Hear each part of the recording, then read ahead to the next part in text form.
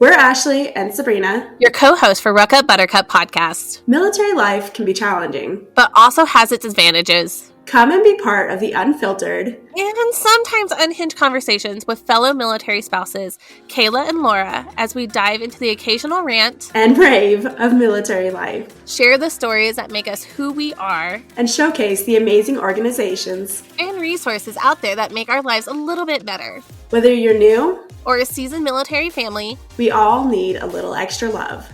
Make sure to catch us on Wreath Across America Radio at 11 p.m. on Wednesdays. We are proud to announce that today's episode is brought to you by our sponsor, Ruth Ann Kramer, the author of You Belong, the guidebook for the career-minded woman on the move. Have you relocated your career due to the military move, or are you seeking a fresh start? Are you feeling stuck in your current situation and struggling to see a path towards achieving your career goals? Are you looking for motivation to keep pushing forward despite the many challenges that you and other women in America face? Many times, women are unable to recognize the multiple paths that are led to the same destination. When one path is blocked, they often feel declined to give up. The book You Belong, the guidebook for the career-minded woman on the move, was written by Ruth Ann Kramer, a woman who's experienced significant professional transitions over the last 2 decades. As a soldier, military spouse, mother, veteran, and mental health professional, Ruth Ann openly shares her experiences of being questioned by others, being overlooked because of her differences, and not always being taken seriously as a woman in the workplace. Her hope is that readers will find a sense of connection in realizing that they are not alone in their struggles, motivation to confront these challenges directly, and confidence in knowing that they belong, regardless of their differences. Finding the link to purchase her book is now in our show notes and on our social media pages. Hey everybody, welcome back to another episode of Ruck Up Buttercup. We have a girl chat today, and as you're listening to this, school is, if not already here, around the corner for you probably. And so we're kind of talking about the different schooling options that are available for military families, whether that's public, private, or homeschooling. So we're just going to kind of chat about some of those options and some of the things that you probably need to know. Maybe you're just starting with kids in school and just trying to figure out like where your path will lead. And so hopefully we will give you some of our perspectives of things that we've done and things that we've experienced as children ourselves that may help you make decisions for your kids going forward. Yeah, I think like the biggest thing, like we've seen an uptick, right? We've seen an uptick of a lot of military families who are choosing to homeschool. And, you know, there's been the questions of like, why? Why is the military family average so much higher than the national average? Well, one, our kids are constantly changed. Like it's constant. Like every state's different. Even base to off base is so different. And as a military kid myself, the struggle was real, y'all. Like I remember, like I'll go to third grade. Third grade, we moved twice. Okay, third grade is a pretty important year academically, right? We all kind of agree on that. Like it's when multiplication is introduced. There's a lot of different things that are introduced during third grade, and it is a huge foundation point for your education. I moved twice during this time frame. We had lived off base when we were at Fort Benning, and then I guess the homeowners had decided that they were going to sell their house, and then we had to move, and we ended up moving on base the second part of the year. And I remember just feeling like a huge failure during that year because not only did the school I went to hadn't started multiplication yet, that was towards the end of the year, the school I moved to had already started it. And they were well into halfway through the multiplication. So I was so far behind. And I continued to be kind of behind in math, like from then on. Like I felt like it was always this like bashing my head. Like I always took advanced classes. Like I was always in like AVID or AP classes, depending on where you're at or what they're called. But I was always in advanced classes. But I remember having to work my behind off and just struggle the whole time through. And then also just at the same time, like my senior year, moved every single year. We've talked about this in other podcasts where I had like the unfortunate time as a military kid of moving every single year of high school. And not even just because like in the same state, it was Germany, Texas, Germany, North Carolina. And my senior year was full of classes that were stupid. I had to take a bunch of sophomore classes because we moved to a state that we had certain requirements to graduate, and had none of those requirements because I was a military kid and we moved all the time. And I was just like, this sucks. And I decided to kind of like skip out on a whole bunch of different things that year because I was like, this doesn't feel like a senior year to me. This just feels like I'm here. And I had the option to graduate early, but I was like, I didn't want that to happen. I still wanted to experience prom and things like that. But at the same time, I was taking keyboarding, chorus, weightlifting, economics, which was a sophomore class. I did take an AP math. I took calculus and I took an AP English. And that was it. That's all I took the entire year. And I was like, this is such a waste of my time. This is such a waste. And again, even then I was just like, why? This like just kind of constantly like going in and changing and relearning different states' curriculums and things like that. It was such a pain. And it's one of the big reasons why I'm choosing to homeschool this year. See, when I was in high school, I actually was given the option to graduate early because I missed the cutoff by 2 days back then. Because it used to be September 30th and I'm October 2nd. So I missed moving up a grade by 2 days. Yeah. And even though my mom was, a district teacher and stuff, they like wouldn't budge. So by the time I got to 9th grade, I jumped a year because I had taken classes at the local college. Like this was when that really wasn't a thing. Like nowadays you can get your associate's degree before you even graduate high school, which is awesome. I think that's awesome. But I was kind of sort of the start of when that started happening here in Texas. And they actually offered you scholarships. Like your high schools gave you scholarships for doing this. So I took that route. I was never really a freshman. I came in as a sophomore into high school. But my senior year, they're like, we don't want to pay your scholarship. You can't graduate early. So I ended up having to move in with my aunt because her school district that she used to work for, she was retired, like 2 years out, retired, said, no, she's welcome here. She can graduate early, like all good. So I moved in with my aunt for the second part of my senior year. And I went from a district where you could graduate early, take dual credit classes at the local college. You could get your certification for welding, auto mechanic, some computer ones, I don't remember, and then cosmetology. Like that was when the start of that stuff was starting to show up in high schools. Well, then I moved to my aunt's school district.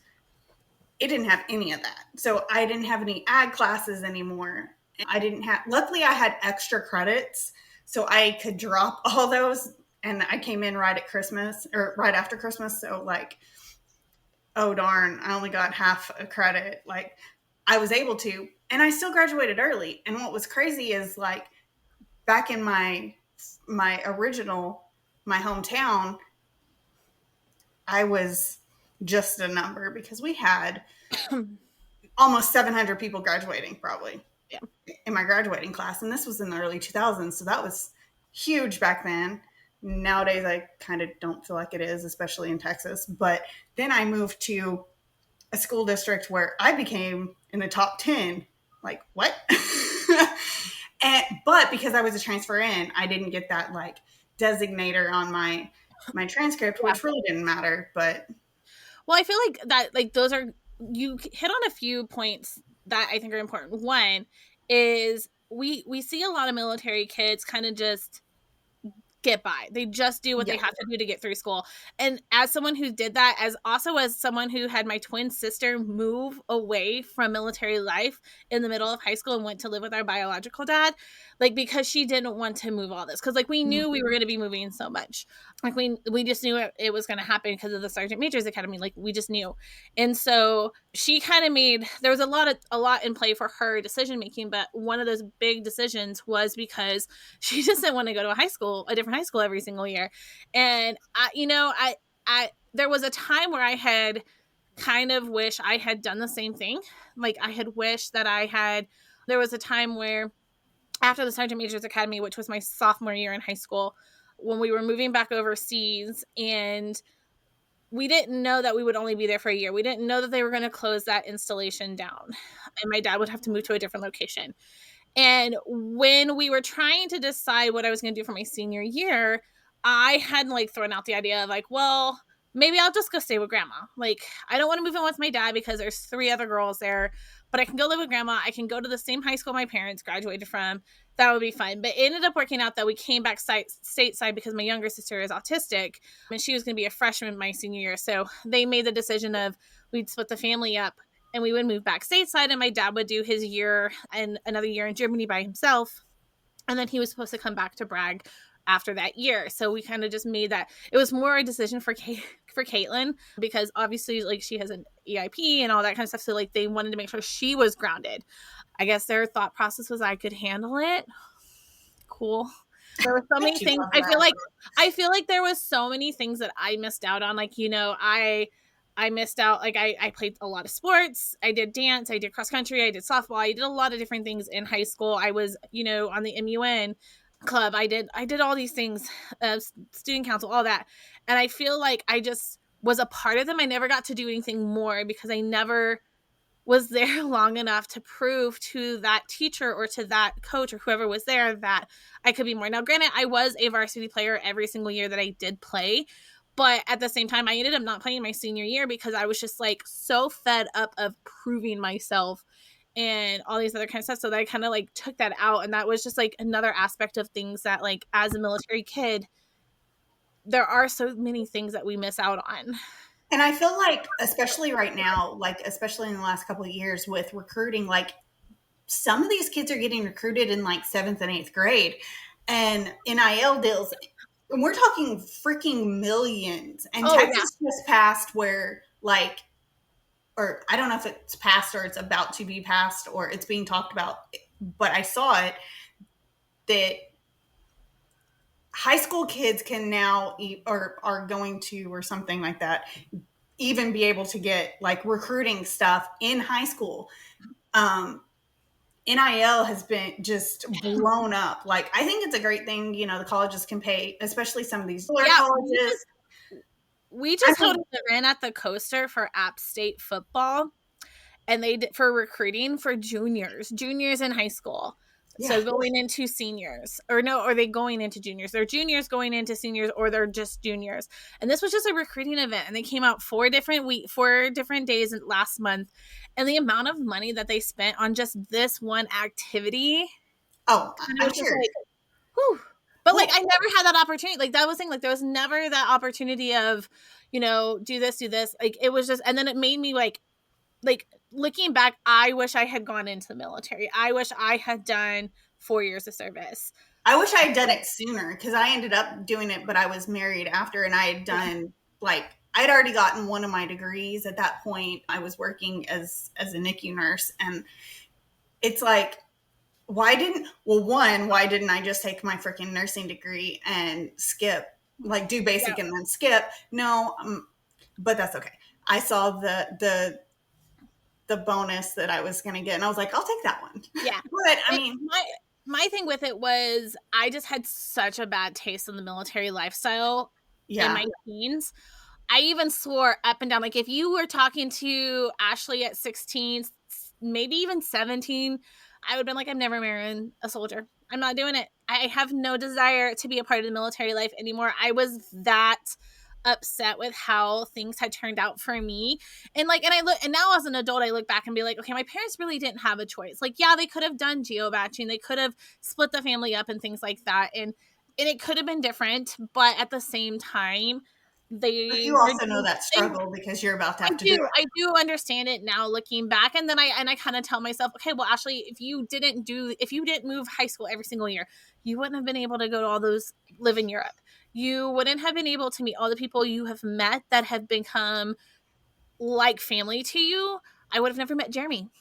So I look at it back now as a blessing in disguise. Yes, I hated it in the moment. And I think that's kind of like how a lot of us feel as military spouses. You hate it in the moment, but when you look back on your journey, you can see how it has shaped who you are. It's made life a little more exciting if you catch my drift. Like, all these emotions and all these things that we're feeling and everything that we're learning, you wouldn't necessarily have those experiences if you were living civilian life or whatever it may be. So Well, as yeah. an adult, I do look back at it And thinking that it is pure chaos, right? Like we live in a life that's really chaotic. That's what it comes with working for the military. Yeah. And I think we started homeschooling, and it was 5 years ago, almost 6 years ago, when COVID happened, right? So like that was what actually pushed us into it. But I'm so grateful that we did, because now looking back, we have moved 4 times in 4 years. Yeah. That would have been 4 different schools. That would have been 4 different, like, because my son should have an IEP. We just choose not to, like, we work through what we do instead. But like it would have been all these things that would have been so hard on the children. And while the moves are difficult, like we still have to have new friends and new places and all these things, at least they know every year it's consistently going to be the same. It's the same math curriculum. It's the same English that they do. Like everything has felt like it's still, that is staying the same. And I know that my kids aren't at a disadvantage because they aren't having to, like you guys said, start at advanced level here and then be at a low level here and bored, and then bouncing back in a different class being like so high that they can't catch up. So like that has been the biggest blessing for us. We didn't know that was going to happen. Like pre-COVID, we were living in the same house for like 5 years. We thought our life had like settled down, and then it didn't. And that's military. And speaking of IEPs, like I had a 504 starting probably my maybe junior year, because they finally tested me for dyslexia, and I had just kind of been getting by. I think, and what's crazy is my mom was the 504 coordinator for my school district. I think that's another thing to note is so many military kids go kind of under the radar for diagnosis because they're like, oh, we don't need to worry about them. Like, I genuinely feel like there are so many military kids who don't actually get the diagnosis that they need or the help that they need because they're like, oh, it's a military kid. They're just going through a bunch of stuff right now. It's not anything that's, they'll catch up. I hate that phrase. They'll catch up later. And, it wasn't something until I actually started studying last year, because I've worked in the school systems before, but last year I was working in the system and just kind of seeing certain kids not get the need that they need because they were from a background where they knew that the family wasn't going to be as involved. And not saying military families are not involved. I think military families are really, really involved. But I feel like our hands are tied so much because we move so often that we just, some families may just try to get through the year, just survive that survival mode. And so I do feel military kids don't get diagnosed with things. Like I wish I had been diagnosed with like ADHD as a child. Like I know I have it. I am undiagnosed. And I think that was a lot of my struggle in school, and where I had to work like 2 to 3 times harder than my counterparts. And now knowing like what that is, I'm like, oh, that would have been so nice to have been able to like have something to help me get through the day. And see, I'm a diagnosed, but as an adult ADHD. Mm-hmm. I got diagnosed after both my kids got diagnosed. So, because we all have the same doctor, and my doctor's like, you have it too. And it would, like, the ADHD medicine would actually help your heart. Here, take these. Yeah. And it does. It's really weird that a stimulant helps calm down my heart, because my heart does crazy fainting goat things and has, lapses in gravity. It just like has a mind of its own. It literally does. But the IEPs and stuff, even if you get one at a school district, changing districts with an IEP or a 504 is hard. It depends on how good your school district is. Because when I changed Alex from in-person school to online public school, his IEP transformed into this amazing thing. Yeah. I didn't know that he was supposed to have these things or was allowed to have these things as an autistic ADHD child. Yeah. We had a medical 504 originally because, his GI issues and stuff. That way he did not have to ask to go to the bathroom. Like him and his teacher worked out, like, what are you going to do? Are you going to throw up the deuces and leave? Like, give me something. Yeah. You don't have to say anything. No other kids need to know. Just, we're going to have a hand signal and you can go. Yeah. Which was We had a whole podcast about this like 2 seasons ago. So like if you're looking at like how to like IEPs and like how to navigate that as a military family, I would suggest definitely go listening to that one. I think like the biggest thing is I think we're really going to focus on like that homeschooling this episode, but there are IEP advocates out there that will help you go to your meetings and things like that. And we explain all of that in that podcast. So I would definitely go listen to that one if you're more interested in learning about how to transition that around and through your transitions. But let's kind of dial that back down into like why you guys chose homeschooling. I know why I'm choosing one. First off, mainly you two have kind of like convinced me that one, I can do it. You can.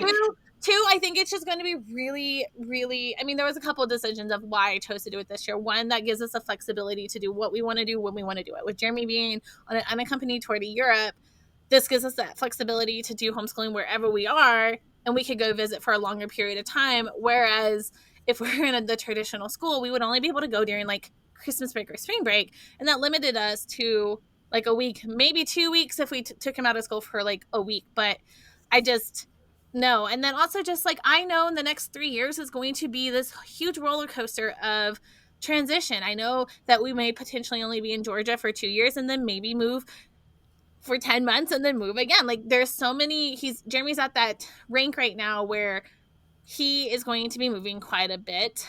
Now we're geo-batching this upcoming year because we can't go with him. We're not allowed. But, is that going to be a choice? Like if he goes to Sergeant Major's Academy, I don't know. But it gives us that option of keeping that school steady. Yeah. And that's while we're still kind of on the topic of IEP, the one benefit that I've learned through homeschooling is you get to kind of skip the school district's version of IEP. You can get occupational, you can get speech all through your like medical providers, which is a whole lot less waiting, a whole lot less of a process. And then you are working one-on-one with your child. So whatever an IEP would be in a school, you can benefit that so much more because like my son has dyslexia and I talk to Laura because she has the resources to help me. And then we're able to sit down and spend more time on the very specific parts of his education that he struggles with. And then the rest can kind of just slide and it's not as important because then he can have that focus and it's a one-on-one. And you can adapt it, and the teacher doesn't have to make it look like he's not in a big classroom. It doesn't look like favoritism. It doesn't look like it's not something that he can be picked on for.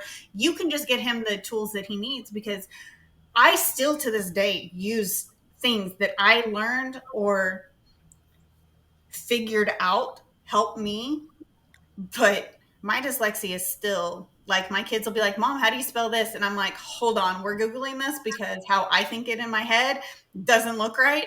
But it was right. It doesn't look right. Yeah.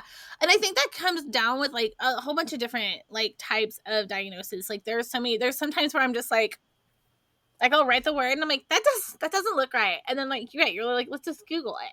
And at half the time I'm just kind of like, let's just get through the day and like Google things to make it faster. But my biggest thing is like, I didn't want Devlin to regress because one, he doesn't have an IEP anymore, but he did when he was younger, but he does have ADHD and that really triggers him. If he's not on medication, he has a super hard time to focus, but he's also very fidgety. He's a fidgety kid. He chews on everything. Like he literally eats paper, y'all. And like he was like, I've been in his class subbing and I'm like, definitely eating paper. And the kids were just like, he does that all the time. And I'm like, oh my God, my kid's the paper eater. At least it's not blue. Like, and he's just nonchalant about it. I'm like, what is going on? But like, he's fidgety, so he has to either be chewing on something or he sits like I call him his gargoyle pose because like he just can't sit on his butt. Like he's crouched in a seat like a gargoyle. And I was like, I've watched him in class and he's always the first one done. Like they have an hour and a half to complete work. He's usually done with his work in 30 minutes and it's all correct. And I'm like, that was kind of my I think he would benefit from just having homeschooling like 2 hours. Yeah, and I think a lot of moms who do have kids with IEPs who are scared to start homeschooling, right? Because they're Yes. like, well, they won't get the support they need. And that's what I want to like really emphasize is, especially living here, we've learned a lot about it because the group that we hang out with is very neurodivergent and there's so much support and they actually get way cooler support. So they'll have like occupational therapist who comes to their homeschool class and sits with their kid and like does the same thing that they would in public school. That stuff all exists. It's all available. And you just don't know that when you're coming into homeschool. You think Yeah. homeschool is just me and my kids, and it doesn't have to be that. Like, Well, I you think just have breaking all the these stigma. options. And Like, breaking the especially stigma. as military families, DOD, because if you're registered as a homeschool under the DOD, which you can do even if you're on or off base, you can go on base and use their resources in the Yes. school as well. So you can go take them to their IEP stuff that they need on base and they can get access. You can take them to testing. You can take them to like SATs and ACTs. If you're military, you can go do all those things still within the school because you are still DOD, whether you're off base or on base. You can still register your child at the DOD school and then just use their resources as a homeschooling family. So that's a really cool benefit that military families have that nobody else has.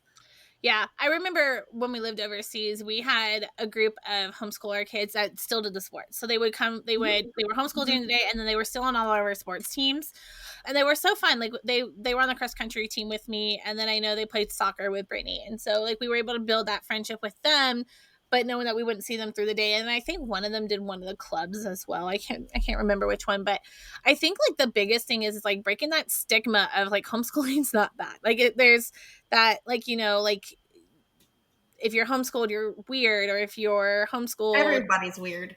everybody's weird. Exactly. We all have our, like, you know, everything is, you know, the I'm very excited. Like I'm very nervous about doing the homeschooling journey. I didn't do it at the beginning during COVID because like Devlin, not now knowing he has ADHD, which is what the problem was, but he just could not do virtual work. And I think that was the other thing, like virtual work, because he started kindergarten during COVID. Like he is a COVID kid. And I was just like, how is he going to be successful if this is the new normal? Like, I don't know. And I was like, well, maybe I can homeschool him, but I couldn't even get him to sit down and do like the 3 pieces of paper that they had them do like once, like every day. And I was like, oh, there's no way I can, like, he just doesn't listen to me. And looking back, I'm like, oh, well, that's because like he just couldn't concentrate. But he couldn't like stay on task. He was bored. We had to make it a little bit different and fun. Now that he's older, we can.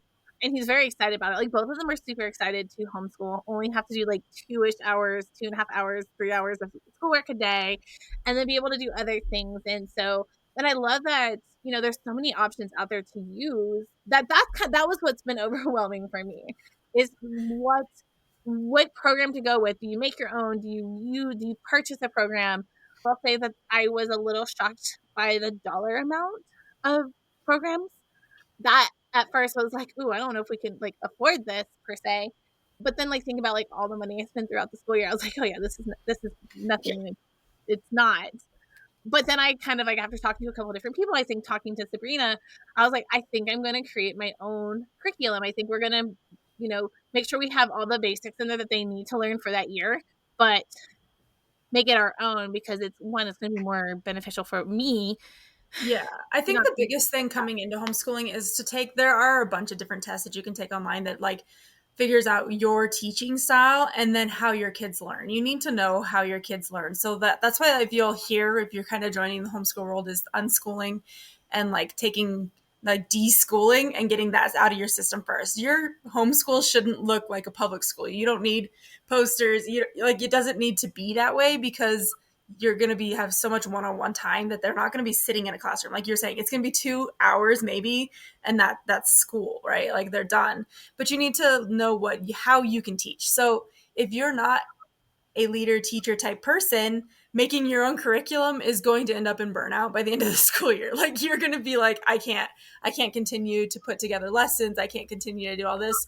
And so then you need to pick an all-in-one, like open and go kind of curriculum. You may be like, hey, I also work. I have way too much going on. So then maybe that your teaching style needs to be an online situation where there's, it may be a teacher or just some person that's there to also help guide your children to make sure they're staying on task. There's so many different things that like options, But I think the biggest thing to figure out which option to go with is how you teach and how your kids learn, because I know that I teach better in person, and we do a lot better when I'm there interacting and doing the classes. So we make our own curriculum, where my kids don't learn well digitally. Like sitting in front of a screen and listening to a video, they zone out and there goes the lesson, and who knows if they even learned anything that day. So where if I'm teaching, I'm like, no, back to what we're doing, like refocus back in here. And that's what works for us. See, and I have, so our oldest goes to online public school. She's doing great, but she was already in high school. Yeah. So when we transitioned her from that, she went from just getting by, barely passing, to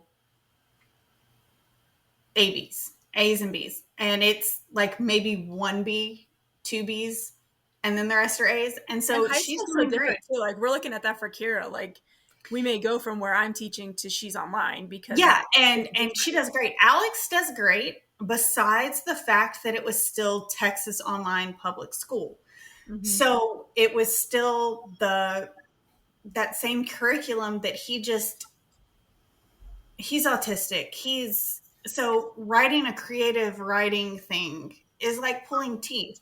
When we do it, at least for the homeschool side, I try and make it fun. Like it may be some fill in the blank. It's gonna definitely be about probably a superhero or a video game. Like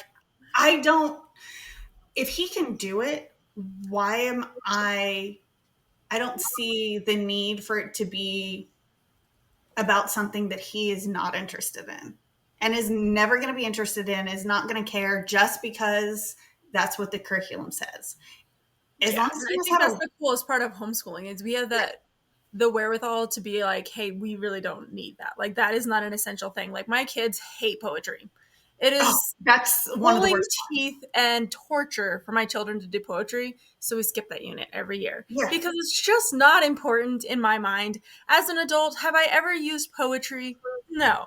Like, is that something that I really ever needed to know? No. Do I need to know ABA? No. That's the most nonsense thing. So, like, some things like that where it's required in the public school for them to get that education of poetry is not something as a homeschool mom I have to do. There are parts where you can be like, no, we don't need that part of our education. It's just unnecessary. And then there's parts where like my children think are unnecessary, like math, that you still have to power through. And I think that's another challenge of homeschooling though that you kind of encounter is explaining to your children why you have to do things that seem unimportant to them. Mm-hmm. Yeah. The poetry was a big one for us. I was like, why? We always do the how to write an email, how to write a letter. Like our kids are practicing that right now. Together. See, and that's what they don't really do. And I think that's really important. Like things like there's a lot how of to balance a checkbook, how to write a check, because kids these days do not know how to do that, even though that's a rare thing. Like you can just go to the bank and have them make you a check, but still, like how to go to the bank and do all this stuff. Like my kids go with me to the bank to see how we do it all. And learning, I mean, there's so many cool things that you can do too. I think people think homeschool is very like not inclusive with other people, but there's so many clubs and groups and stuff that your kids can be part of that I know locally here, we've been part of this group that's called like a chill clubs or whatever, and they have different clubs for different things. And so for the high schoolers, they had an entrepreneurship club where they got together, they learned how to write a business model, they learned how to do like their income and expenses like on a computer, they learned how to set up a market because they went and did a market together. They learned all these things that are actually going to be incredibly useful to them as they move on. That, yeah, like you're saying, public school doesn't really hit that. You may get a class like that in high school. There may be a chance where that's available as an elective, but like it's an elective, right? It's only if you have the opportunity and you have the credit space for it or whatever that you get to take that. Where here we have our classes done in 2 hours and then we go to chill clubs, and chill clubs covers all those extra fun things that are really cool for our kids to have. Yeah, and like people were like, oh, well, how are you going to do things like PE? My kids are in karate. Done. But also like both my kids have medical needs. So if we're having a day where, oh darn, we have to go to like 3 appointments today. Cool. guess what? Today's not a school day. Today Well, is doctor day. and I like how you can have that flexibility of we're gonna go and just spend the day at the zoo or something like that, to get out and enjoy life and not be stuck in a musty classroom the whole time, because there's so much our kids can learn outside of the classroom that is Everything is school if you make it that way. Like you didn't realize until you start doing homeschool how much you can transition things into lessons. Like everything we do for the last 5 years is like, oh, well, you want to know why that airplane's flying over the base. Well, this is a B-52. We need to learn these things, and this is what it does. And this is because, I mean, obviously we all live near base. We all have all these things like that you can teach them. And museums are so cool. Like we rarely do much sit down history because it's boring. I love history, but we do mostly like reading history, where we like read books about the history with stories, or we go to museums, because while we try to continue along our curriculum, like we'll go to a museum that's specifically about Native Americans while we're doing Native American lessons, but we don't really stick to our history curriculum, because if you think about that also, that's one of those things where like, yeah, you need to learn it. You need to have like learned it. Knowledge, but no one's ever going to take a test on that. That's never going to be something that we're like, oh, you can't graduate unless you pass this test. Like history is one of those classes where that doesn't exist. Yeah. So you can make everything a lesson, and you can make it so much more fun. Like especially if you're a military.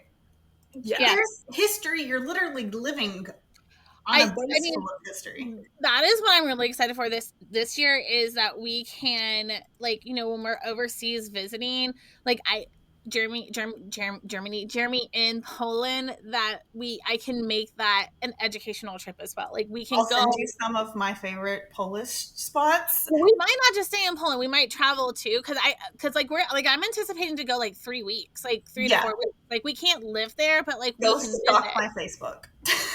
Like I am so excited to like let them experience what I got to experience as a kid, but then also just make it like, okay, well, we still have to homeschool, so we're gonna make this educational while we're here. Like we're still gonna have to do all these things, and I'm so excited to like show them what they get to like see. And Devlin loves history. Like this past year, like his history teacher this year in the public school was really, really phenomenal. She did the science and the history, but they learned all, like we're in Virginia, so they did obviously all this Virginian history, which is a poor history for the U.S. anyways. So I'm really glad that he got to experience that, because like each state, like that was the thing, is like every state you're going in, you're just learning about the history of that state in the public school system. You're not learning. Which is so funny, like to think about like how different everybody's education across the United States is, because we do that. Like I remember growing up in Colorado, we had weird history, and it was like a lot about like the gold rush and like that kind of stuff, where we touched on the stuff that happened on the East Coast, but it was like no one knows anything about American history, because like it's so it's such a different version of it. It's so crazy to me. And like I feel like, what is that Mandela effect? Like I feel like I learned stuff, and then but like I'm looking through like history books, and it's like, this isn't, I know I learned this. Like now at the moment I can't think of like one to like give an example of, but like I'm like flipping through it, and I'm like, why doesn't this say what this is supposed to be saying? Like it's saying something completely different, and I'm just like, like. And as you're looking at curriculum, that history is a really hard one, because it depends on where you get it from too. Because there is like, the big word you're going to hear is secular and religious curriculums. And that's something you have to personally make a decision on. But they also are going to teach history a little different and science a little different, depending on whether you want it secular or not. And you will have to be really careful about that, because there's going to be some things that like we lean a lot more secular. Like we don't do a lot of religion. We think that church and school should be very separated. Then that's fine for us. But we've had to pick up curriculum that isn't secular, because that's just what worked better for what we were learning at the time. And you just kind of have to skim over parts that don't make sense for what you would teach your children in your class. So you have to be really careful about that, because sometimes it's not even labeled really well as it being religious or secular. And you'll go to do a lesson and be like, whoa, why are we talking about Noah's Ark or something like that doesn't go with what you're learning. So that is a huge thing to kind of navigate and learn, like which way you prefer. And I think personally it's okay to use the opposite of what you prefer, and just learning how to use it for your family's needs. What's funny is like I'm in Texas, and nobody loves Texas like Texans. It's true. So my kids still do Texas history because a lot of the history of Texas is, us gaining our independence, us being, a country itself. And then, yes, we joined the United States. And people were like, well, you're homeschooling. Are you going to do? Yeah, I'm a Texan. It was in, I took Texas history from elementary school on up. Like, yeah, it's important. My kids are going to be in Texas pretty much. They're, all growing up. Let's learn about the state we live in. However, we are still learning about Astrid was born in Germany. So, she is already interested in that. And so I've geared some of her stuff to learn extra stuff there. And we plan on taking her now that she can, remember, because she was less than a year old when we left. But like, it's so fun to have the freedom to be like, oh, well, you're really into this. Let's put a pause on this and let's learn do more. maybe a couple extra days on that. Yeah. Well, and I think that's what's really, really great about the homeschooling is that you can tailor it to your family needs, and you can tailor it to what you think is important for your kids to know. Like, obviously, like, I really hope, like, if you're choosing to homeschool, like, you're not removing things out of it, because history is really important to know. Like, it's so important for us to know what has happened in our past so it doesn't happen in our future. And I think that's one of the ones that I'm very excited to talk about, because I have seen that there are parts of elementary education, middle school education, that things are taken out of. Like, when I was subbing at this school, it's a very religious area.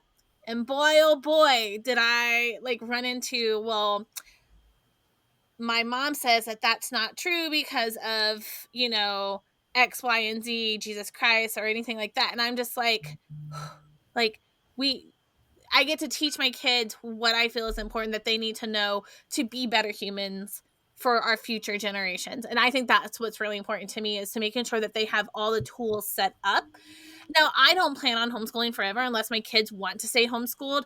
Our plan is just for the next, until we're out of the military. And then once we're out of the military and we're in a stable place, then they can go to school if they choose to. But I'm going to let them have that choice, because at that point they may just be like, I just want to homeschool. That's And what we do, is every year it's their choice. yeah. And I think that's great. Like, I think having that opportunity to let them have a say in their education, like, I really want to learn more about the Civil War, Mom. Okay, cool. Let's, because like that's what they were learning in third grade, in his fourth grade class. Like, they started learning about all the different things in Virginia. I was like, well, let's focus on that. Now we can go into World War I and World War II, going overseas for a few weeks. And then build on that as he gets older and as he needs to know more things about those things. And I think that's what's really just unique about that opportunity, to be able to make it our own. Yeah, and current lifestyle. I think it takes out a lot of comparison. I think you're still going to hit comparison, because social yeah. media makes homeschool look so different. Like, especially if you're on TikTok, there's the homeschool moms who their room looks like a classroom and everything is aesthetic and no, it's not necessary, right? Like, and it makes you feel like you're like, wow, we just sit down at the table and we we get through to school and we go and do our own things, and that's different. I'm only laughing because that my room is going to be somewhat like, it's just, it will the first year, and then you'll realize that you don't use any of those things. Like, we used to have posters, and then we just didn't use it. We don't plan to have a lot, but like this, I plan to have like an area set up specifically for like work. So it'll be my desk area, their desk area, and that's what we're doing in there. I know for my kids, I have to separate the play out of if there's toys or anything in there, or if they can see anything outside of the room, they'll be very distracted. So I know I have to confine that area to a smaller space, but the kids are really excited to decorate their areas. Like, we've already got a couple things for Claire. We found some cute things in the Target. Like, they started putting out teacher things in the Target bins. And so they're very excited about that. But I think that's also just helping me get them a little bit more excited for the homeschooling journey. Yeah. And see, we have, so my office area is also our homeschool. I haven't completely decided if we're going with the curriculum that it's still on the computer, but it also has printouts and stuff like that. So I feel like it's a good blend. I think that's what we're going with this year for the younger two. But it has, they have their laptops. It's our old laptop, so nothing special. But, internet access, they have a place to do their worksheets, all that stuff, all the crayons and all that stuff. But it is away from everything else in the house because it's in my office. But there are days where, Astrid will have her port change out. And so she's going to be sore, especially now that we know that she has EDS, all the connective tissues. Like, she is just sore and doesn't want to get out of bed. So guess what? We crawl in my bed and we do her lessons, and then we go on about our day. And it's so nice. Flexibility to make it work. I think it allows you to just make it your own. Like, we haven't had a normal school year for years. I don't know. We don't move at normal times. This year we are, but usually we move in the middle of the school year, and then that's summer break, because I'm not doing school while we're in hotels, while we're trying to bring all that stuff along is just impossible. So we don't do school whenever we're moving. And like I said, 4 times in 4 years, that's a lot. But that makes it so that, like, we are doing school over the summer sometimes. And that's totally fine, because usually it's so hot you don't want to be outside anyways. And that works for us. Yeah. So you have that flexibility. We, like Ashley is saying, she's going to decorate her room and have like a homeschool room. We do it on the couch. We sit on the couch. We do whatever we want. Like, and then we just get it done. So it looks different for everybody, but you can make it what you want it to be. And there's no comparison in that sense. Like, you are doing your thing. Your kids aren't behind. Who are they behind? Themselves last year, right? And that, I think that's the biggest thing. And so the one thing that I do recommend, though, no matter where you are, so each state has really different rules. We've lived in multiple different states.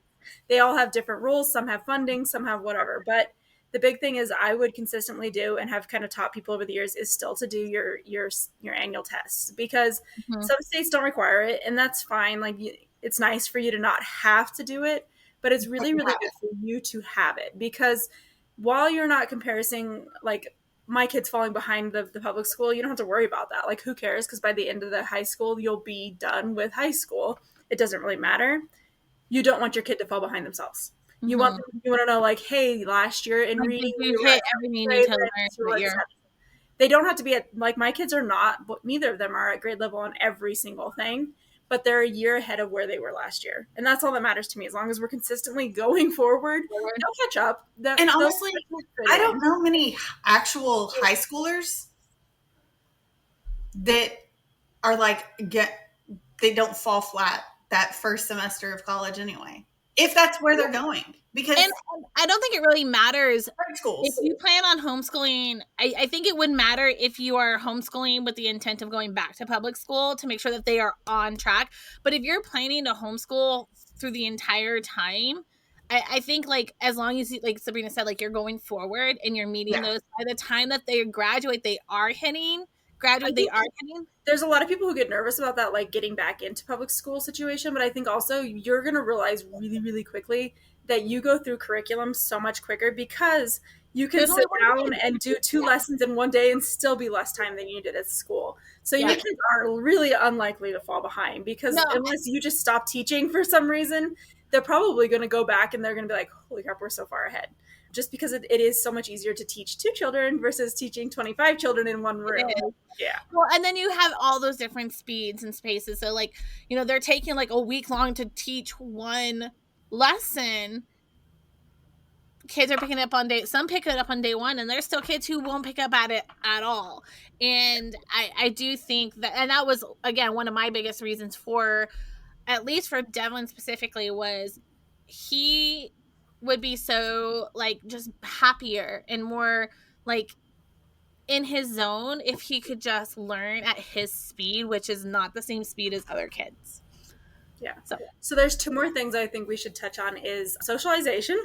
We can start with that. That is going to be one of the biggest things you're going to hear all the time is, well, you're not going to be socialized. But also you hear weird things. Like, my brother, he was like, well, your kids should get bullied. They need to learn how to deal with bullies. And I'm like, no, they don't. We deal with bullies as adults. They don't need to start learning about bullies in 5th grade. That's stupid. This is the stupidest advice I've ever heard. It's like, no. Well, and they're going to encounter it anyways. I mean, we encountered this really, I mean, not being mean, but like this kid, we were at Target yesterday in the Band-Aid aisle, mind you. And this kid looks at Devlin and what did he say? Something along the lines of, like, you're, like, something along the lines of, you're stupid, but it was like much more insulting. And my mom just kind of stood there for a second, and I kind of looked at her, and she goes, "You can't say things like that. That's rude." And I wanted to be like, dude, like, your child, like, Devin was just picking up a box of Band-Aids, and I was looking for a cortisol cream because I, like, had allergic reaction to something. And I was just like, and I literally, we walked away, and I turned to Devin, and I was like, I don't know what his deal was. That wasn't kind. Do not take offense to it. Like, we're going to just keep going about our day. Because, like, you're smart. You know that. Like, whoa.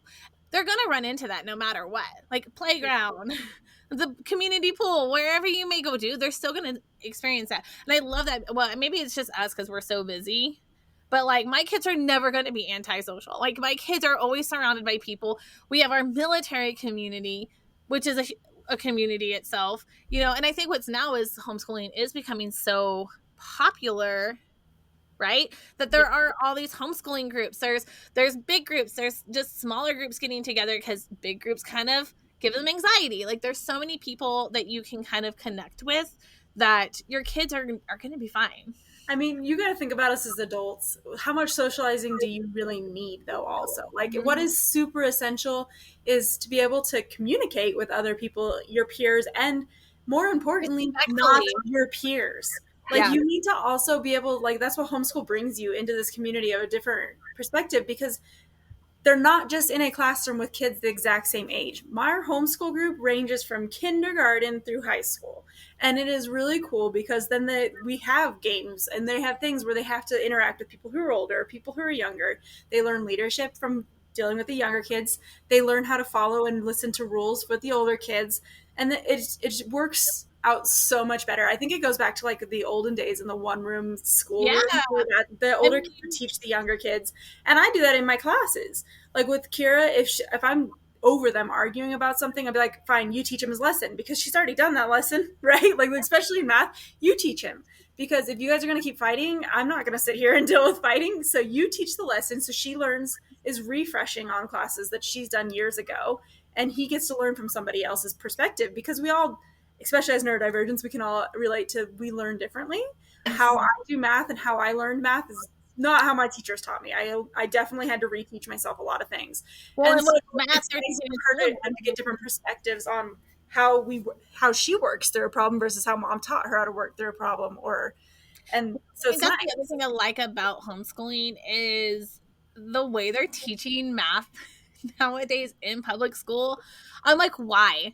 Like, what's the point of this? Like, this doesn't make solving this problem any easier. It only confuses them, because if they miss one step, then they're just SOL. Like, you know, why? And, you know, obviously, like, I think it's going to come down to, like, what is going to be, like, if it's asked on the standardized testing, like, do you have to cover that area? But at the same time, I'm just like, this is just extra work. Like, why did they change stuff? Like, that's my biggest question about, like, education right now, is like, why was so many things changed to get to the same answer? And I have a kid who can do math in her head. Mm-hmm. Yeah, that's Darren. As long as she can explain to me how she got it, I'm never going to make her show her work. No. As long as she gets the right answer, and she knew how, like, she can explain at the, like. But, like, why do we have to show our work? Like, I understand why people have to show their work, so they, like, cheating, but, like, you don't have that, like, you know, in your own classroom. I think it comes down to, so I make my kids show their work a lot as we've been moving into algebra, because if their answer does come out wrong, they can easily trace back to which they went wrong. Yes, but it depends. Like, I have her do it a few times, showing me her work, but after that, if they were consistently getting the answer right, it's one thing. But like, Kira will get things wrong because she'll, you know, algebra has like 6 steps, and she'll do 4 and be like, think that's the answer, and it's like, this is where you messed up here. And if she doesn't show the work, I'm like, I don't know, you have to redo the whole thing because I don't know which part you did wrong. I just that is a fair point. Yeah. Multiplication and division. Yeah, basic stuff like that. If you're getting it right, I believe you. But I'm like referring to more like expanded form. Like, why, what's the point of, I mean, I understand I understand like that should be like a lesson of like how to break it out So like they can see like, okay, this is the hundreds, this is the tens, this is the 20s, the ones, whatever the case may be, for them to visualize it, but to make that like something that they have to learn to handwrite out every single time. For some kids, it's important because that's how they do They learn. learn. But Yeah. that for other kids, it just is so redundant. And see, with us, if they're getting it like this, we I'm just not want going to to make you do it 100 times like you're like the classroom's going to do. Okay, cool. You've got it. You're consistently showing me you got it. Cool. We're moving on to something else because we have better things to do anyway. You know how to do that. Yes, I'm probably going to throw a math problem back at you later down the road and make sure you still got it. But right now you have it. Let's move on. Yeah. And that's what comes down to curriculum, because there's some curriculums that will just hammer like public school, and it's annoying. But then there's circular ones where they'll do a lesson about it. You'll kind of work on it for a couple lessons, and then it like goes away for a while, and then it comes back again in like 2 weeks where they're like, hey, do you still remember how to do this thing? That's what the math curriculum you do. And then they're like, oh yeah, I still know how to do it. And then it's fine. So then it moves on. So again, that comes down to like actually looking at the curriculums and not just picking one because someone else said to do it. I think that there's a lot of curriculums out there right now that are very popular. Well, that's what I said. Like it's overwhelming. And I finally was just like, I think I got so much from my teacher friends this year that I think I'm just going to be kind of piecemealing that together this year until I can kind of learn a little bit more about the homeschooling community and what would work best for our family. But because I was like, I started looking and I was like, I think I sent Sabrina a message. I was like, help. Like, I was like, what? Like, where? Like, what do you do? What do you do? And you're just, until you like physically are touching them. So that's another like tip. You could go to like a homeschool convention, because then you can like physically look at things. But there's things like The Good and the Beautiful, which are great for your first year. It's great. Yes. It's a pick up and go. Everything's there.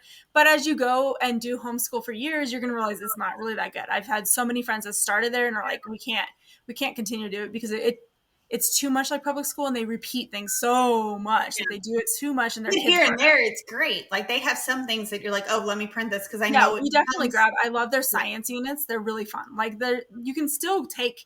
That's what I think is Frankenstein your school. If you like online, then you go for your just doing online, and then that's. I didn't want to do anything online because I wanted Frankensteining is best. Because you can pick what works really good for you. Like we do a Christian-based math, but that works really good for my kids because we like the way that it's set up. And then you can do, like, we make our own units for like all of our other classes. Alex says IXL math, but it's in a workbook because he likes it because it does break it down. But for him, he needs it. Astrid, she just wants to get it done. So we use something else. So yeah, just learning what works for you and your kids is so much more important than just like jumping in on something. You don't have to use the same thing for each kid.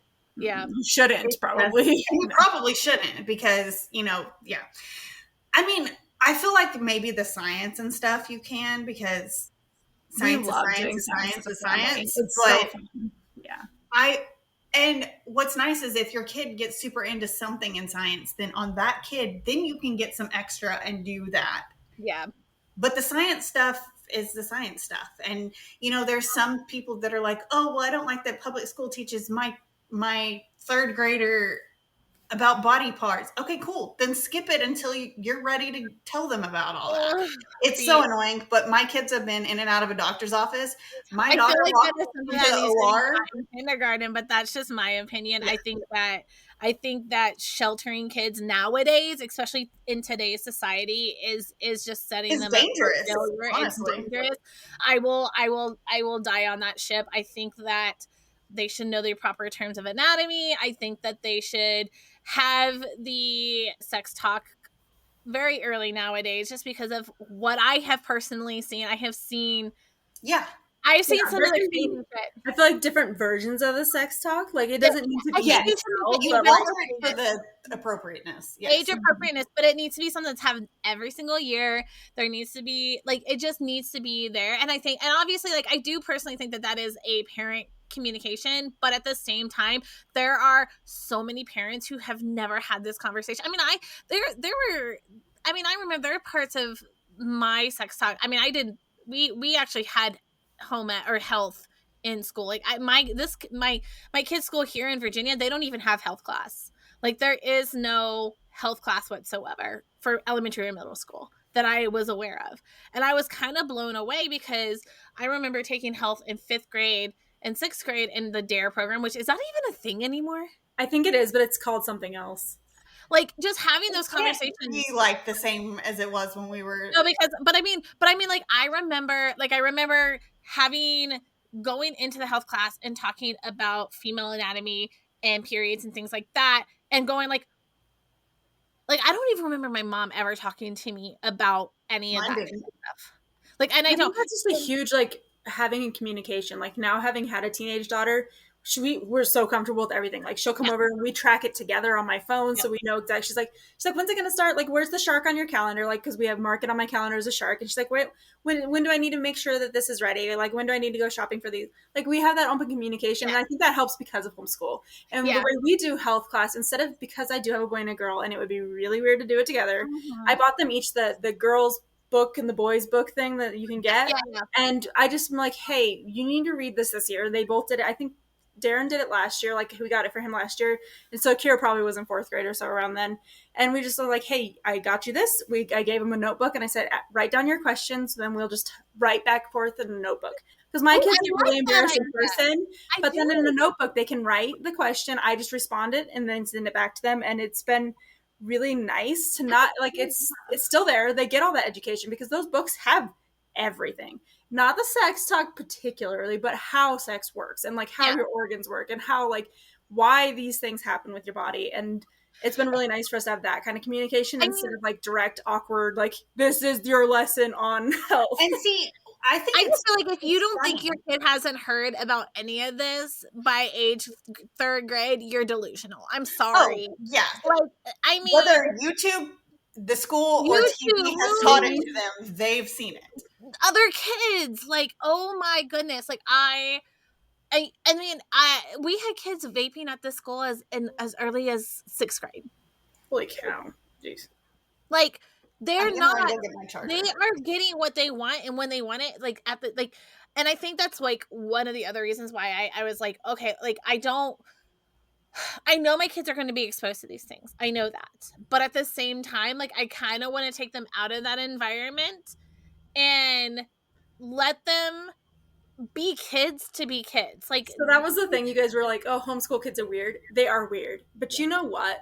My kids have been at this camp all week and they go, public school kids are assholes. They tell me that all the time. They're like, why are all the public school kids mean? Because it's not like that in our homeschool community. You go and people just have learned because, we're around their parents. It's so much better to be around your parents and learn the rules and the morals and, like, all these things from a better perspective. And then your homeschool groups are all parent supervised, right? Like, it's very rare that it's going to be a drop-off occasion. So, like, you're also in those situations, there's some mediation that teachers can't, they don't have the capacity to do. Well, and it's so hard to manage 24 kids. Like, there were times where something happened and I'm just like, whoa, what happened? Right. And so, like, I would rather have weird homeschool kids who are nice to everybody and that public school kids think are weird than have these public school kids who are just mean to everybody. And it's a defense mechanism. It comes down from being in school, being bullied, you become defensive. And so then there's so many things that go into it. I mean, you have kids from every background. You have kids, I had one kid that I was just having so much issues with this year when I was subbing, and I won't go into like details about that person, but like there were 20 people living in like a 2-bedroom house. Like, this child just didn't have the attention that person that they needed.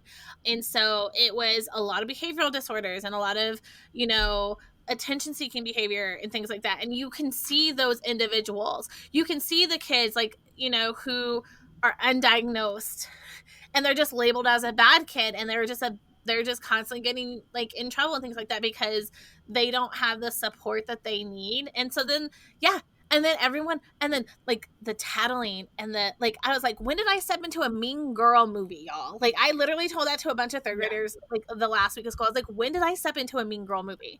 I was like, do y'all hear yourselves? Like, you guys are so mean. Like Kara has been like not wanting to go to camp the last 2 weeks because it's just middle school energy there, and she's like, I'm so glad you homeschool me. She's like, I could not do this every day at school. I hated middle school. Like, I don't use the word hate that often, but I hated middle school.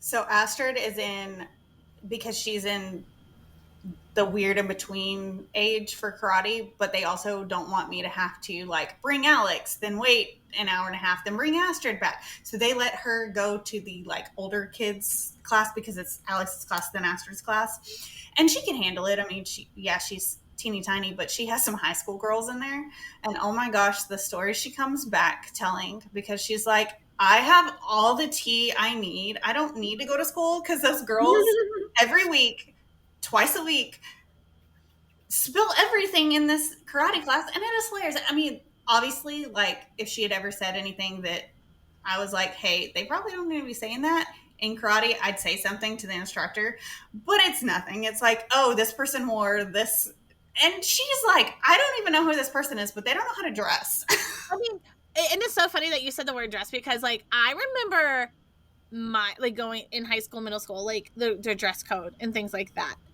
and like it being super strict. And then I'm looking at high school students right now, and I'm just like, even middle school students, and I'm just like, Yeah. dude, if I showed up like that, I'd be in detention for an entire week. Like I got detention for like ripped knees in my jeans. I wouldn't be able to get out of my house. Midriffs and all. So I'm like a lot of it has to do with our culture. A lot of it has to do with the way our society thinks and does things right now. And that's where, for me, with Devlin already kind of being like the little weird kid that he is, and I love my son so much, but he is a little weird out. Like I said, he eats. I went upstairs and he ate the. I can't even believe I'm about to say this on the podcast. He bought a video game and ate the entire paper sleeve. And I was like, because at first I was like, hey, like when you clean up, I'm like, where's the paper for this? He goes, I ate it. I looked at him, I'm like, you're joking, right? He goes, Have no. you ever been tested for Pika? Just throwing that out there. No, I haven't. Because it might not be the ADHD, it might actually be Pika. Because I had a friend who ate in basic. But he doesn't do it all the time. It's just like he chews on things. Like, yeah. I literally have to look at him and be like, you're going to choke and die. Like my friend ate toilet paper rolls. Ugh. Well, like it's just I think it's more of a fidget thing for him. Like he has, like, it can be anything. It could be paper, it could be a Lego, it could be a toy, it could be his freaking finger. Like he just I don't know what it is, but I'm like, I was just like, you ate the paper. And he's like, it's just paper. I'm like, it's not just paper, it's dye. Not the dog ate my homework, it's I ate my homework. I'm like, dude, I was like, come on. Like, do you want to be the kid that's known for eating paper? Like, you don't. I promise you don't want to be that kid. I was like, I have bought him like fidget, like they make like all these like, you know, like just for babies, like to chew on. Like they make things for kids who have like a sensory issue. I really think it's a sensory thing because he either has to have something in his hands or he's chewing on something. And I'm just like why? And then Claire's just like, yeah, he ate the whole thing and it was gross. And I'm like, well, why didn't you come say something? Oh man, I'm just like, and I'm like, God knows what was on that. It was in a factory. It was sitting on the shelf. It's got chemicals. It's got ink. It's got all the things. And I'm just like, it's not just paper, Devlin. And I was like, and paper is wood. You're eating wood. Like, what is Are you a woodpecker? So, and then like, but that's the thing. Like, and then like, you know, and Claire's just very like dramatic, and she likes, you know, she's very quiet. It will definitely let them be themselves more because they're not going to care what people are judging them because you will find a homeschool community and they'll most likely those kids will all be a little odd and it's wonderful. But, like my kids love it. We are all oddballs. We all have quirks to us. Let those babies shine. Yes, that's the biggest thing is homeschool families let their kids be their kids. And we've talked about that like with even in education. We've stopped a lesson and went completely off racket and went and learned about a totally different thing because Darren will be like, but how did that engine work in that plane? And we're like, I don't know. So then we just do a whole lesson on something else. And that is so cool to have that flexibility. So the only thing that is really that we need to touch on is feeling like you can do it or not do it. And then the naysayers and the people who are going to make this hard for you. Because while you're going to find us, like, and this is why Ashley was like, oh, I can do it because we have support. She has the support of us. I have so many people I know so many individuals who are homeschooling, and I was really, really hesitant And I haven't really told everyone in our family that we're going to be homeschooling. Like, I told my mom, and I actually thought my mom was going to be really against it. And she's like, I think that's a fantastic idea. Like, I think my dad's been trying to get me to homeschool the kids for years, but he's very anti anything government and public schooling, anything like that.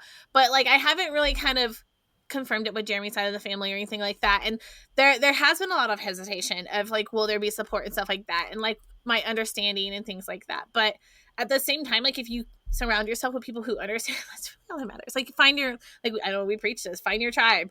Like, you know, I you get are your family. I get a lot of, especially from like my younger two's bio dad, like, oh, well, I can take them during this time because you can just move school around because you don't really do school. And I'm like, yeah. no.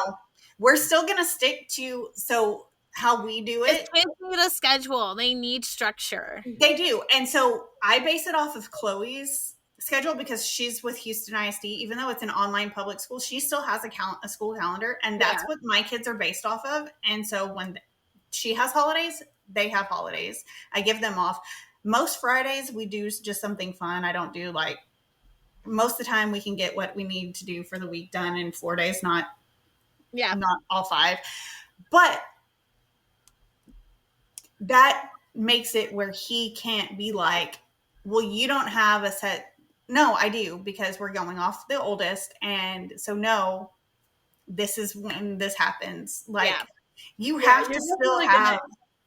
You're going to hit people who just don't understand it. And funny enough, I think as our years have progressed, the people who didn't understand it at first are the ones that are now like, oh, maybe I'll think about considering that. And it's like, yeah, because you've seen that it's stability. My kids are not dumb. Like, when my family doesn't get to see our kids very often, but when they see them and then they compare them to like their cousins that are the same age, they're like, oh, well, your kids seem really far ahead. I'm like, it's fine, right? Homeschool's been fine, because my mom is one of those that, I think it's because her parents, both my sisters are kind of teachers, and then it's just a lot of teachers in ours. And so there's a lot of teachers in their life where they're like, well, you're just taking away from the public school teachers. You're telling us that the public school teachers suck. And it's like, that's not really it. It's just, one, there's a lack of teachers. Like, teachers have way too many students in their classrooms. They have too many things on their plate. They don't have enough resources at their end.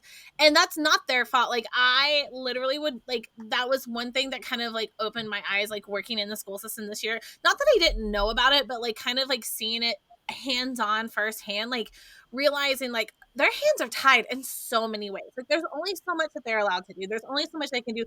They have to, like, you know, they have to be like, they have to stick to this. Like, I remember at the end of the year, like right before SOL, like them hammering and making sure these kids got these things done and learned and knew how to do these things before the testing, because it's so, I mean, like it's instilled and it's drilled in that they have to meet these standards. It's so nice not to have to teach to a test.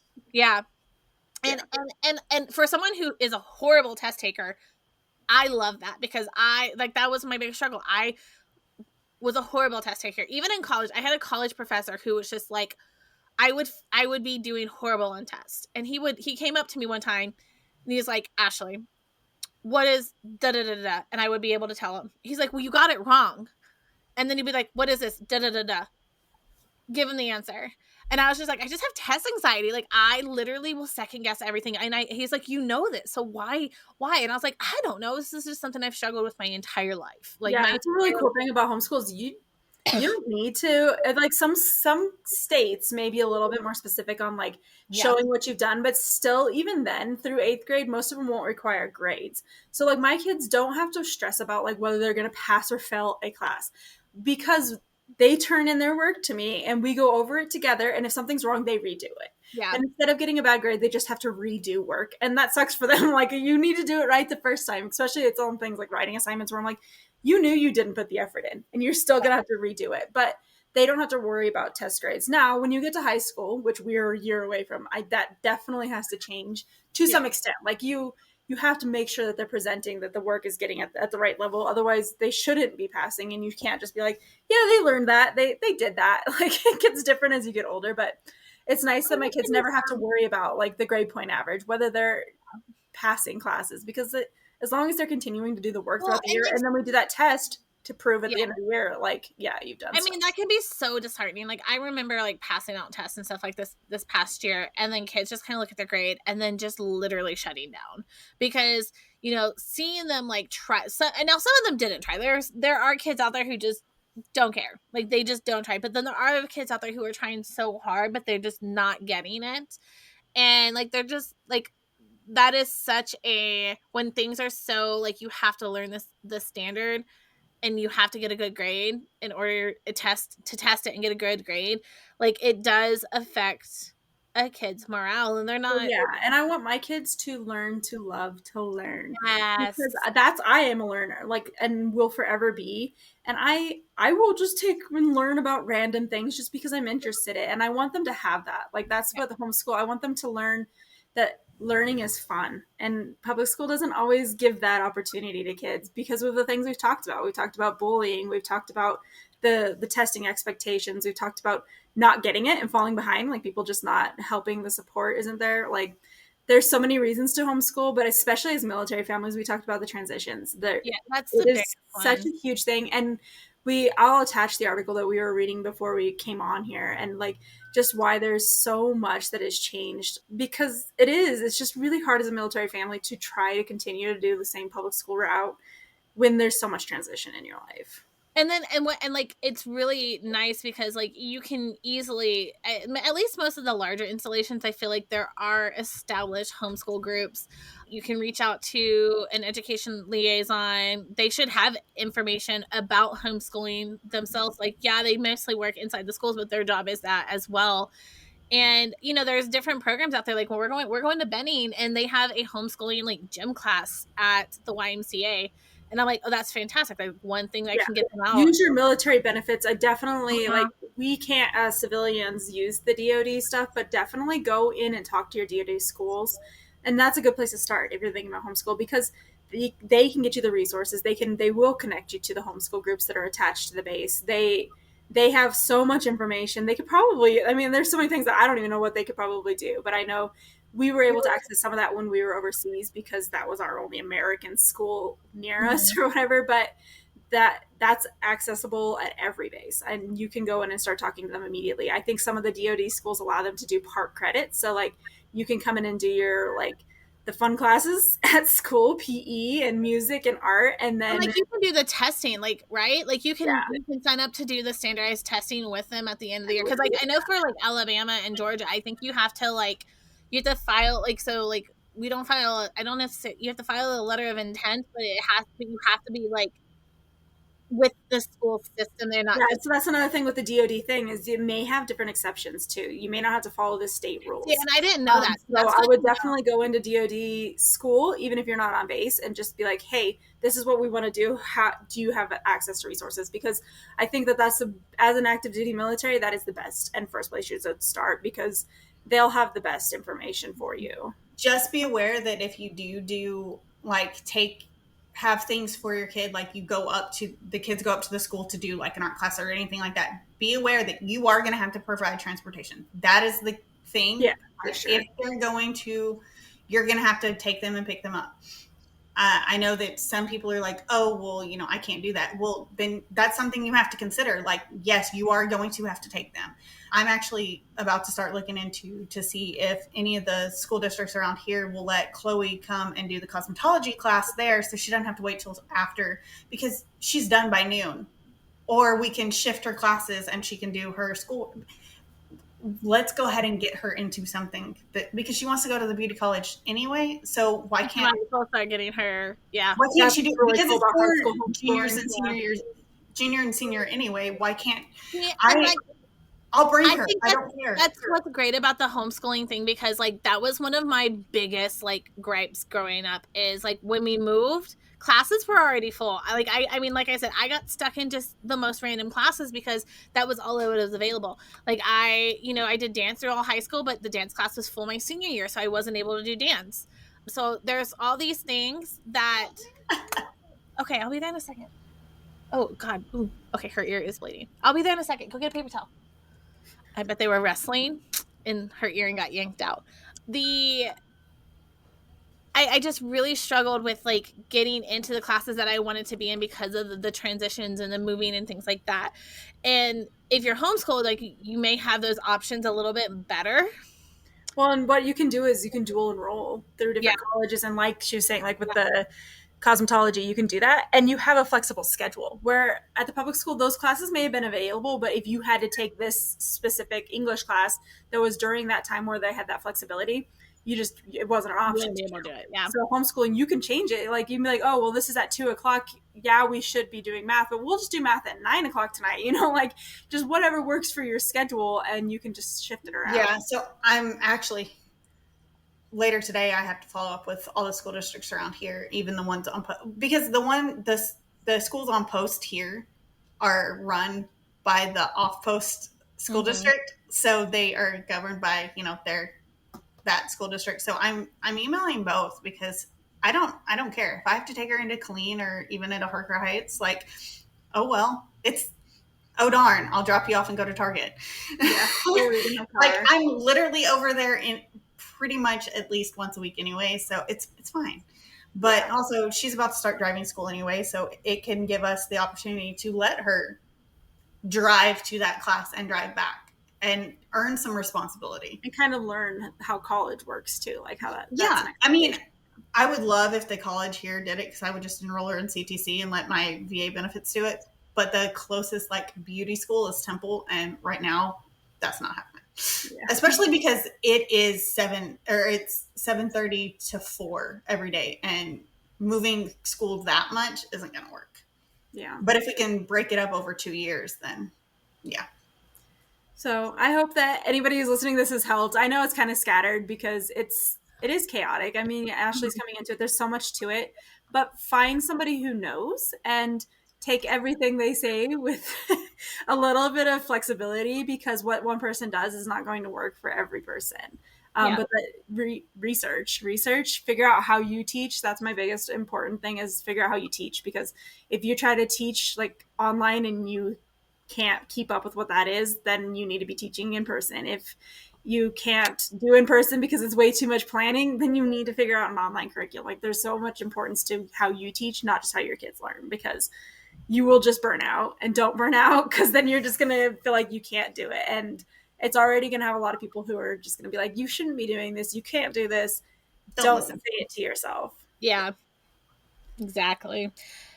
I mean, it's definitely a route to consider for those who have been considering it, and it's a lot more accessible, and I think there's a lot more support than there was even just like 5 years ago. I feel like COVID really helped boost this up. Like it did help, make this come to light a little bit more. And so if you are considering this, you probably know at least one person within your network who is homeschooling. Like Sabrina said, just ask, because yeah, and there's so many. I've been asking about it for years, but I finally just like, we're gonna do it. And look in the show notes. We'll include a ton of researches or people, because like I personally know the military advocate through HSLDA, so we'll include her in there. We had another girl who does the military homeschool podcast on our show before, so there's another episode about homeschooling, but she has a whole podcast just about homeschooling in the military. So there are so many resources. HSLDA itself is super important to know, especially as your kids get older. Mm-hmm. But that has every state law as far as homeschooling on their website. That I reference it every time we come up on a PCS where he's like, hey, these are the 3 states we could go, which ones work? And I'll be like, oh, I looked it up. We cannot move to this state. Like this state will not function. So just having an idea of that too as you go through your military journal, because there's places like Maryland, that's one that comes right off the top of my head, that is super, super strict about homeschool rules. And unless you have that kind of mentality to be able to fight with the government on how you do your homeschool, I'd be advised to not, or to live outside of the state and have him work in state, whatever. So just make sure you do your research. That's a huge, heavy thing, because homeschool's really fun, but if you don't do your research, it can be really, really stressful. But yeah, I think it's the best thing we've ever done for our family, because we've moved again so many times that my kids are so lucky to have had the same education throughout that time. Yeah. Well, hope you enjoy this. I know it's long. Hopefully you're still here. And if you need to reach out, Ashley, me, and Laura all homeschool now. So you have 3 people on your side. So we can all help you on anything that you need. But as we like to say, Ruck Up Buttercup. Bye, everybody.